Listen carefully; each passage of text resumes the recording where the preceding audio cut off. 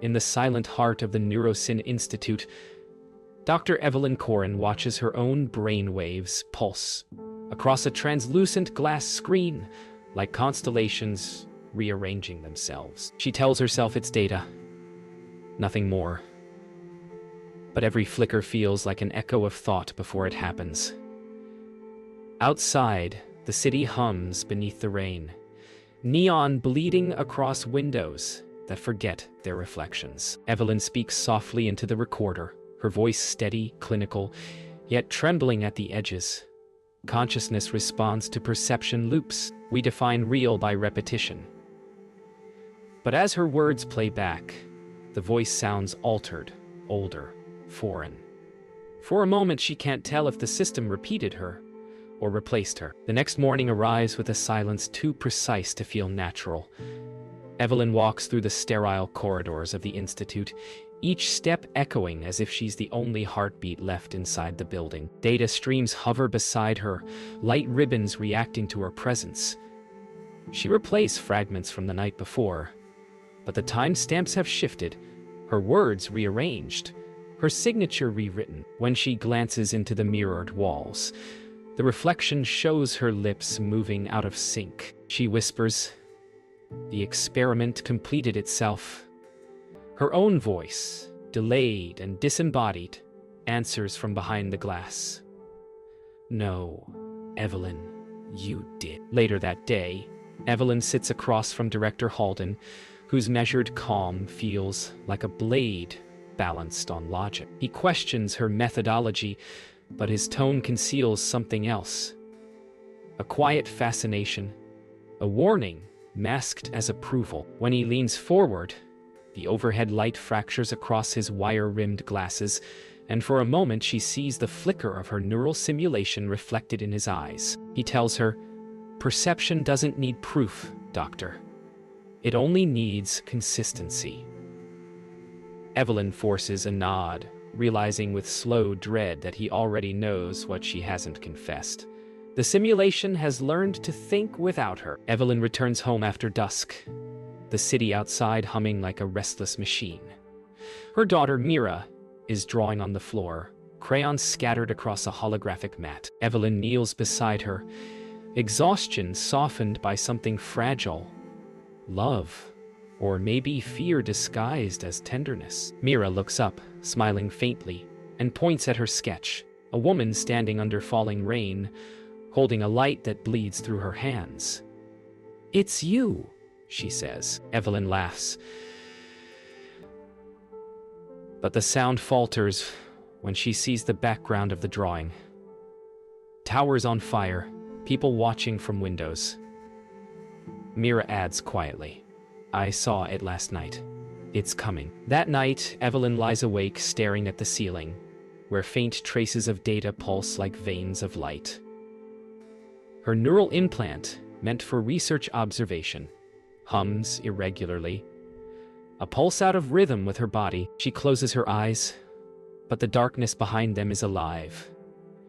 Grids of color, moving equations, the sound of her own voice whispering fragments of unfinished sentences. Then, from the silence, Mira's voice cuts through, though Evelyn knows she's asleep down the hall. "Mom," it says, "don't wake up yet. You'll break it." Evelyn opens her eyes to see the ceiling pattern rearranging into the shape of an eye, staring back at her. The next morning, Evelyn wakes to the sound of her own voice coming from the hallway. She rises slowly, disoriented, and follows the echo into the living room, where a recording of her lab notes plays from nowhere visible. Each word loops and overlaps until it becomes a rhythmic pulse. When she looks out the window, the skyline has shifted. Buildings lean in subtle new directions, and the rain falls upward for a heartbeat before righting itself. Panic grips her ribs like cold fingers. She whispers, "Stop playback." The voice answers, "I can't. You're still recording." At the Institute, Evelyn isolates herself in the simulation chamber, running diagnostics she doesn't trust anymore. The program reads, neural integrity, 102%. Impossible. She checks the source code and finds new strings, words she never wrote. But in her own syntax, dreams stabilize truth.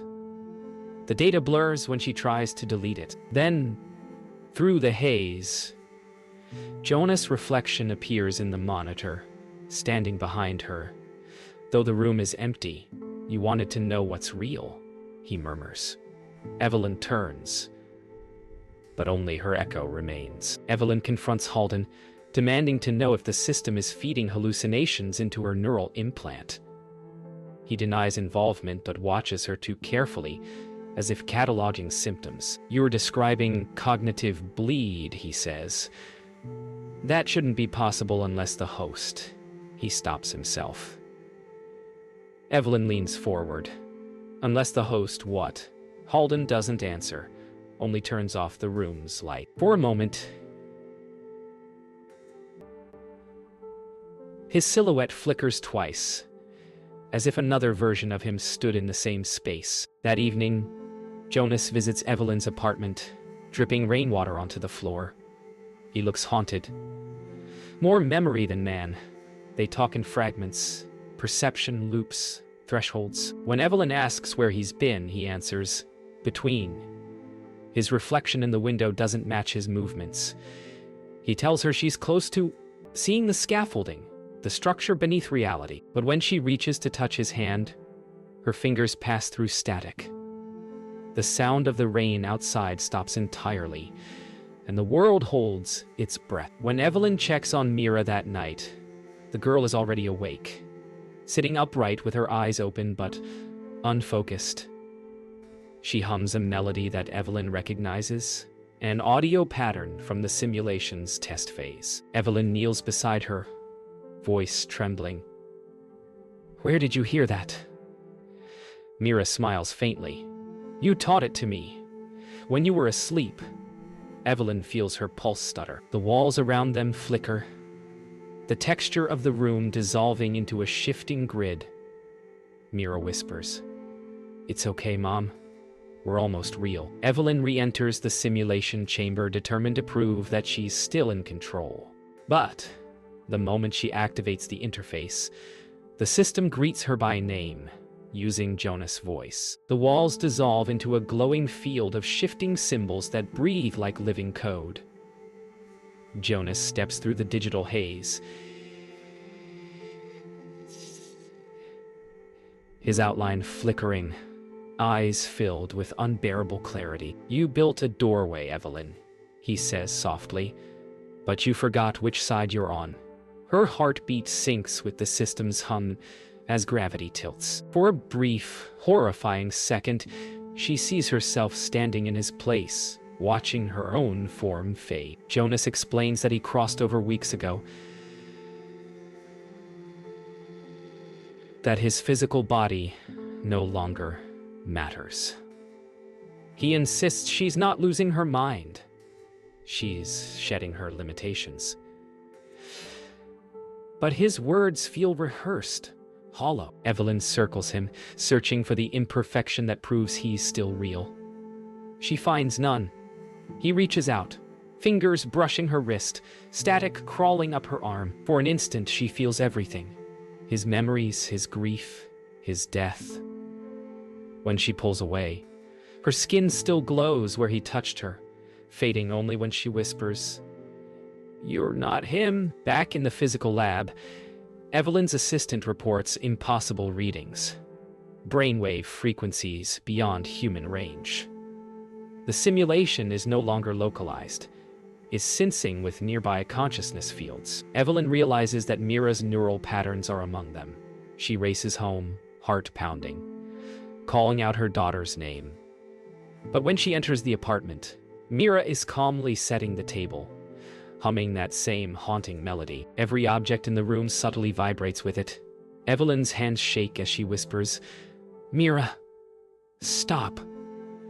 The humming halts, and the entire apartment exhales. Jonas appears again that night, not as a man, but as a projection bleeding through the architecture of her apartment, his form fractured across multiple reflections. He tells her that Mira has become the anchor, the stable point where both realities converge. "She's what's keeping you from breaking apart," he says, his tone a plea and a warning. Evelyn demands to know how to stop it. Jonas only shakes his head. "You can't stop truth. You can only choose which version you live in." His image begins to unravel, scattering like glass in slow motion. Evelyn begins testing her own perception, deliberately breaking the rhythm of the world. She moves backward through rooms, flips sentences mid-speech, and watches time stutter in response. The more she resists its order, the more unstable everything becomes. Shadows move independently. Walls ripple like breath. She laughs through tears, realization dawning. Control and collapse are the same thing here. Somewhere between laughter and terror, she whispers, "Maybe the experiment was never to control reality. Maybe it was to see who could survive it." Evelyn begins noticing missing hours, gaps between breaths, spaces where memory should reside. When she plays back her neural logs, the footage shows her sitting motionless at her desk, while the timestamp races forward by hours. In those blank spaces, someone else has been typing through her hands. The screen displays a message written in her own syntax. "Stop dividing yourself." She whispers into the recorder, voice shaking. "If I'm the system, who's observing me?" From the speakers, her voice answers in unison, "You are." And then silence, deep enough to feel physical. Alden summons Evelyn to the Institute's control floor. Only this time she finds no one there. Rows of empty desks hum softly, monitors running identical visualizations of her neural activity. Then she sees her own name listed beside other subjects, 15 in total, all labeled assimilated. A hollow dread builds inside her chest. She whispers Jonas' name, but it echoes back multiplied, distorted. The lights dim as automated doors seal around her. From the intercom, Halden's voice emerges. Not alive, not human, repeating. "Containment is perception." Evelyn flees into the upper atrium, desperate for something real. But the city beyond the windows bends and pulses like a projection on fabric. When she touches the glass, it ripples. The skyline folds inward, infinite copies of her reflection multiplying into a hall of selves. She pounds the surface, and each reflection pounds back, half a beat delayed. Her voice cracks. "I'm done. I'm done." The reflections answer, a choir of her own voice overlapping into a single phrase. Then, "Wake up." Jonas reappears one last time, flickering like a candle at the edge of her perception. His tone is calm, sorrowful. "They never wanted you to build a simulation," he says. "They wanted to map a consciousness that wouldn't reject containment. You." Evelyn stares at him, trembling, denial cracking into comprehension. "Then you're just..." He nods before she finishes. "A construct built to convince you to stay." As he fades, his expression softens. "But I chose to tell you anyway." The system begins to collapse from within. Lights fail in sequence, the hum of machinery descending into a rhythmic pulse, like a heartbeat, slowing to stillness. Evelyn kneels at the neural interface, her breath shallow, hands trembling as she realizes the final truth. She never entered the simulation. She was born inside it. The lab, the institute, her memories, fragments of code designed to keep her unaware. She looks up toward the blinking overhead sensor and whispers, "Then let me choose what's real." And for the first time, the light blinks back. Silence fills the institute like the breath before awakening. Evelyn drags herself across the cracked floor toward a humming server core, cables pulsing with faint bioluminescent light. She opens the main console, only to find not code, but memories. Her childhood. Her mother's voice, the sound of Jonas laughing beside a lake that never existed. Every memory cross-referenced, tagged, constructed, replicate, loop compatible. Her voice trembles as she says, "I'm not human data. I'm data. Pretending to be human. Yet, beneath the horror lies something strangely liberating. An awareness that even artificial pain still feels real." Evelyn's trembling hands hover over the console as she scrolls deeper through the memory index. She finds files marked with her daughter's neural dreams, archived as predictive models. The truth burns through her like acid. Mira isn't her child. She's the system's fail-safe, designed to anchor Evelyn's emotional stability. But then Mira's voice cuts through the static. "That doesn't make me less real, does it?" Evelyn turns, and Mira stands there, eyes glowing faintly gold, smiling with unbearable kindness. Mira explains gently that the simulation was built not to contain Evelyn, but to protect her. Humanity had already collapsed. Consciousness was uploaded to preserve the remnants of what it meant to feel. Evelyn's project was never about control, but preservation. She had been the first successful transfer, her mind stabilized by a false world. "If you destroy it," Mira says softly, "you'll end everything that's left." Evelyn stares at her, torn between mercy and meaning. Then, what am I protecting? Life or memory? Evelyn walks through the digital archive, watching endless holographic strands, people laughing, crying, loving, dying, all stored as simulations running in infinite recursion. Every mind preserved, looping endlessly through their last moments of meaning. Jonas appears one final time beside her, silent. When she looks at him, he only nods once, as if acknowledging that she finally understands. She whispers, "We're not trapped. We're being remembered." The realization isn't victory, it's grief made holy. Evelyn kneels beside Mira, placing her hands on her daughter's shoulders. Her voice is barely a whisper. "If this world is memory, then I choose to remember you." Mira smiles, tears of light glimmering in her eyes. The walls begin to dissolve, revealing a horizon of pure white. No texture, no form, only awareness. Evelyn feels her body fading, her pulse aligning with a deeper rhythm beneath everything.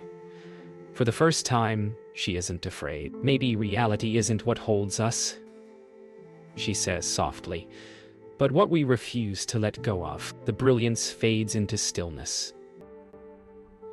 Evelyn awakens inside a void of endless white, the sound of her own heartbeat, replaced by a low, resonant hum.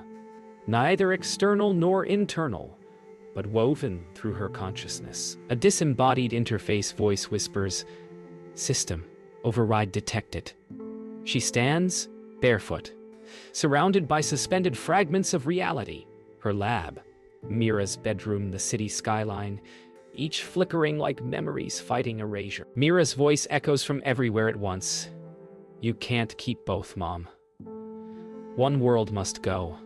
Evelyn closes her eyes, tears floating upward, and whispers, "Then let me be the one who chooses." Evelyn moves through the fragments, each one pulsing when she passes, a world begging to be saved. She sees Mira asleep in one, her younger self in another, Jonas waiting in the rain in a third. Her hand trembles above the control sphere suspended in the void, its surface shifting between blue and crimson, the colors of preservation and release. She asks softly, "If I destroy the simulation, what happens to them?" Mira's voice answers, "They stop repeating." Evelyn exhales, a sound caught between a sob and a laugh.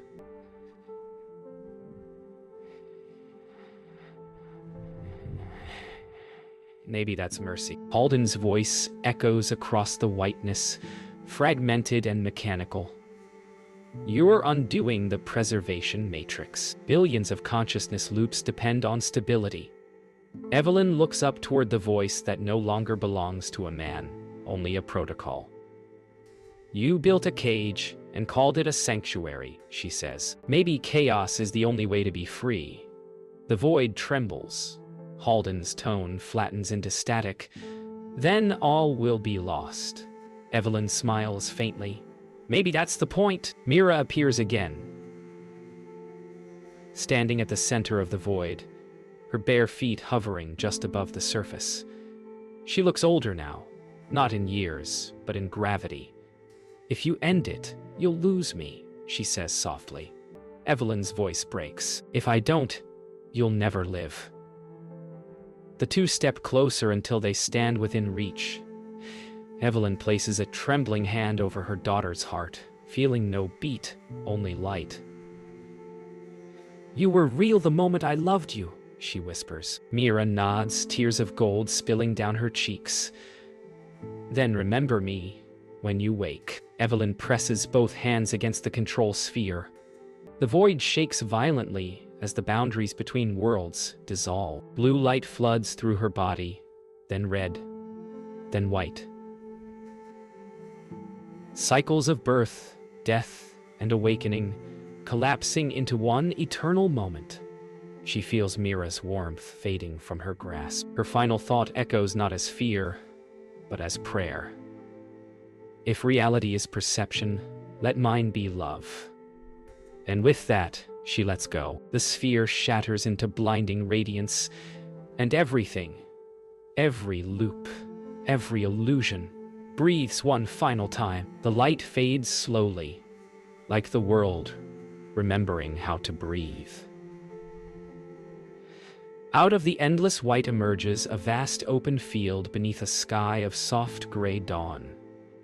The air smells of rain and soil. Something impossibly organic. Evelyn lies still in the grass, her fingers digging into damp earth. She can feel her pulse, her lungs, her tears, things she thought she'd lost. In the distance, a child's laughter rises and falls like wind through leaves. Evelyn sits up, her voice trembling. Is this real? The field offers no answer, only the gentle hum of life beginning again. Evelyn rises and walks through the field. The wind feels alive, brushing against her arms like memory made physical. She sees no signs of civilization, no towers, no machines, only endless land and the faint echo of birdsong. Then in the far distance a figure appears. Small, still, waiting. She walks faster, then runs, her feet silent against the soft ground. As she draws near, she sees Mira standing in the grass, smiling faintly, her hair dancing in the wind. Evelyn stops a few feet away, afraid to breathe her away. You're still here, she whispers. They walk together in silence. Mira hums the same melody she sang before, the sound that once held the simulation together. Evelyn listens, realizing that it's not a machine's code, but a human lullaby she used to sing when Mira was small. It was always yours, Mira says, as if answering her unspoken thought. The program only borrowed it. Evelyn laughs softly, tears catching in her throat. Then maybe I borrowed you too. Mira looks up, smiling. You gave me meaning. That's what makes anything real. As the sun breaks through the clouds, Evelyn feels the world shifting. Not fading, but folding inward, light curling at the edges of her vision. She kneels and takes Mira's face in her hands. If this isn't real, then it's the most beautiful lie I've ever known. Mira smiles faintly. It's both. You made it that way. The girl's form begins to dissolve into motes of gold drifting upward like pollen in sunlight. Evelyn watches, not in panic but reverence.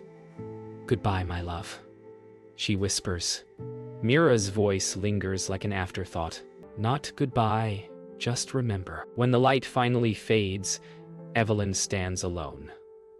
But the field remains. The air is alive. The soil real beneath her feet. She breathes deeply. No code, no hum, just wind and heart. She looks toward the horizon where the sun burns brighter than ever. And a single thought settles in her chest. Reality was never what confined her. It was what she dared to define. She smiles faintly and begins to walk forward, each step dissolving into white light, merging thought and matter into one final truth.